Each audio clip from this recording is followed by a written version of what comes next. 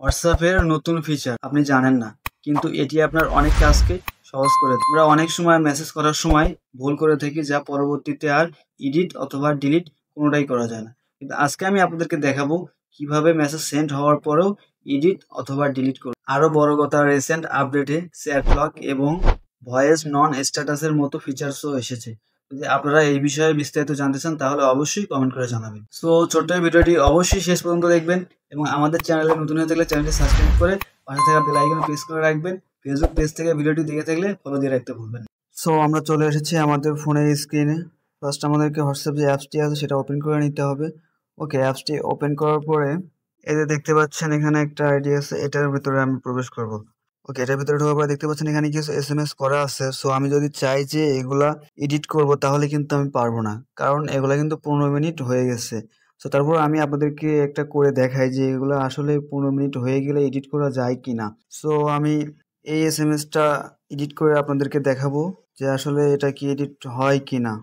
ওকে, এটা চাপ দিয়ে ধরে রাখবো। ধরে রাখার পরে এই যে দেখতে পাচ্ছেন এখানে 3 ডট আইকন আছে, এখানে ক্লিক করে দেবো। ওকে, এখানে ক্লিক করার পরে দেখেন এখানে কিন্তু কোনো এডিট অপশন নাই। যদি এগুলো 15 মিনিট না হতো তাহলে কিন্তু এখানে এডিট অপশন থাকতো। যেহেতু এখানে এডিট অপশন নাই তার মানে এগুলো 15 মিনিট হয়ে গেছে, এগুলো আর এডিট করা সম্ভব না। সো আমি যদি নতুন করে একটা এসএমএস করি, আপনি কেমন আছেন?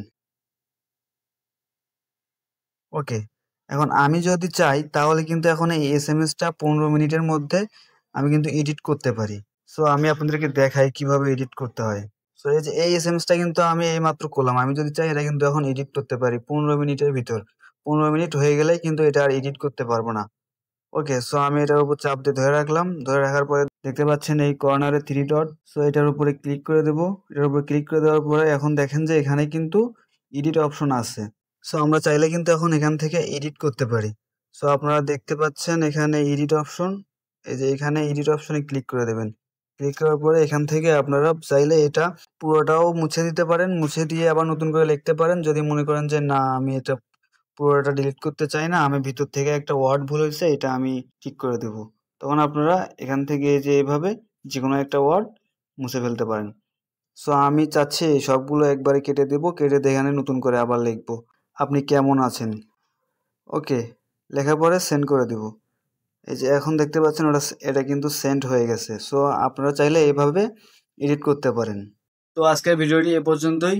আশা করছি ভিডিওটি আপনার কাছে ভালো লেগেছে। সেই সাথে পরবর্তীতে এরকম দুর্দান্ত সব ভিডিও পেতে আমাদের চ্যানেলটি অবশ্যই সাবস্ক্রাইব করে রাখবেন এবং পাশে থাকা বেল আইকনে প্রেস করে রাখবেন।